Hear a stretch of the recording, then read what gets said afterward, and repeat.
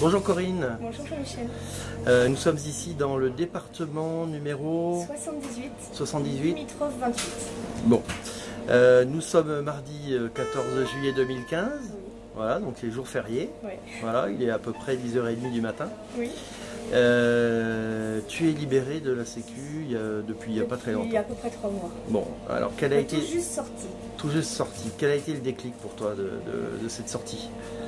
Aller à la première manifestation le 9 mars, les indépendants, oui. Rencontrer pas mal de monde, sans avoir le temps de discuter beaucoup, mais je me suis sentie moi seule et donc j'avais un compte Facebook que j'utilise très peu, mais ma fille étant à l'étranger, on discute un peu et on m'a parlé du site des Libérés, donc voilà, j'ai été lire, regarder et tout de suite je suis tombée sur les Libérés de la Sécu, voilà, le bouquin de Laurent C. Ouais. Tu n'as jamais assisté pour l'instant à une réunion? Non, parce que ça passait pas dans le coin et comme je fais non-stop à la boutique, effectivement, j'attendais qu'il y ait une réunion sur Paris. Non-stop, ça veut dire que tu bosses tout le temps? Oui. Ouais, parce que tu as de très très gros investissements. Exactement. Création totale. Et tu as créé ici dans une maison. Dans une maison. Une boulangerie, alors qu'il n'y avait absolument rien. Rien du tout. Tu as créé de l'emploi. Oui. Combien de personnes? Alors, combien d'employés? J'ai 3 employés. Ouais. Voilà. Et puis, on a mis un investissement de 980 000 € de travaux pour des entreprises locales. Donc, 1 million d'euros d'investissement. Voilà. Et puis, finalement, des problèmes avec les charges. Avec les charges sociales, tout à fait. C'est-à-dire que tu crées de l'emploi, tu fais de oui. l'investissement, oui. mais on ne te laisse pas bosser tranquille. Non. Non. Donc là, à ce moment-là, tu pas te dis, voilà. il faut faire quelque chose. Exactement. Donc ce quelque chose, c'est te libérer de la Sécu. Déjà, en partie. Et puis surtout sortir de ce système où on se sent racketté, où on n'arrive pas à vivre de notre travail. Aujourd'hui, mes salariés sont heureux. J'ai créé de l'emploi autre avec des commerces à côté aussi. Et tout le monde est content parce que tout le monde travaille bien. On travaille bien, sauf que pour payer les intérêts de retard, en fait, je suis comme la Grèce. Ça veut dire qu'on a le pied dans l'inventaire. Avec les intérêts, il ne reste rien, strictement rien.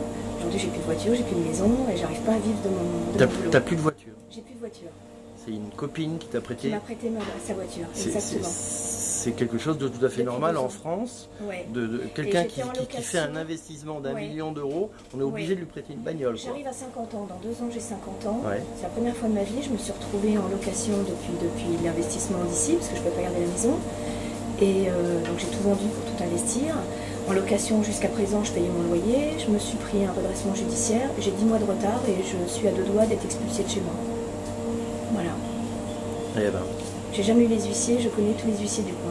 Huissiers du RSI, l'URSSAF, les impôts, puisque avec la création des commerces à côté, j'étais soumis aux taxes du Grand Paris, c'est la taxe de bureau, mais on n'a pas le droit de construire autre que du local commercial, donc pas de bureau, pas de logement, ce qui fait que les gens aujourd'hui en création totale ont du mal à venir parce que justement on ne peut pas les loger.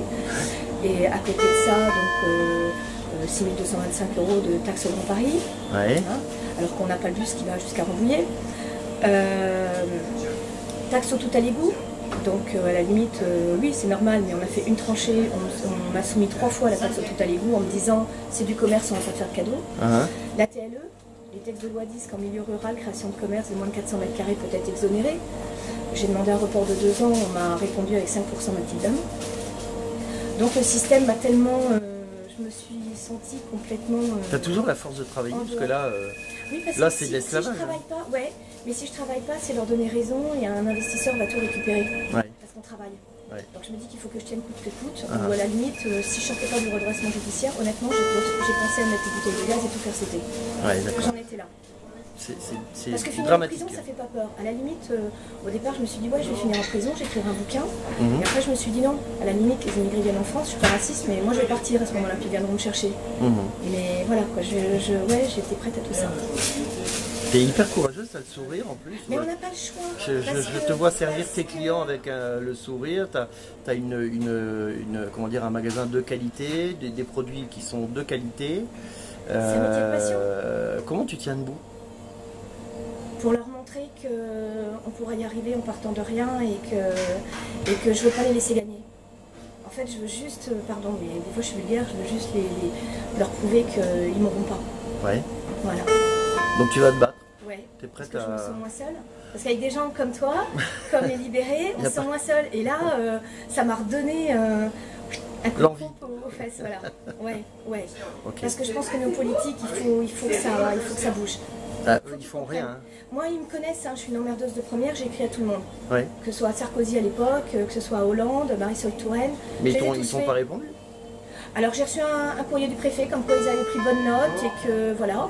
Bon, ça m'a rien donné. Ils vont te tenir au courant. Ouais, à l'époque, Dupont-Aignan, que j'avais rencontré aussi sur la manifeste du 9 mars, m'a répondu effectivement qu'il ne pouvait pas faire grand-chose. Mais bah non, voilà, il faut rien faire.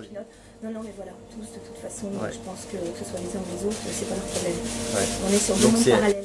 C'est à nous de nous bouger. Ouais, c'est ça. Et c'est ce qu'on va faire. Voilà. Bon, Corinne, il n'y a qu'en se libérant qu'on pourra faire bouger les choses. un dernier mot pour celles et ceux qui te regardent, un message d'espoir, j'espère. Ben, j'espère, et puis j'espère qu'on sera de plus en plus nombreux parce qu'il ne faut pas les laisser gagner. Bon. Je pense qu'il faut changer le système. Donc Corinne, j'étais très très contente de faire ta connaissance. Moi aussi. Je vais repartir faire mon tour de France. Ouais.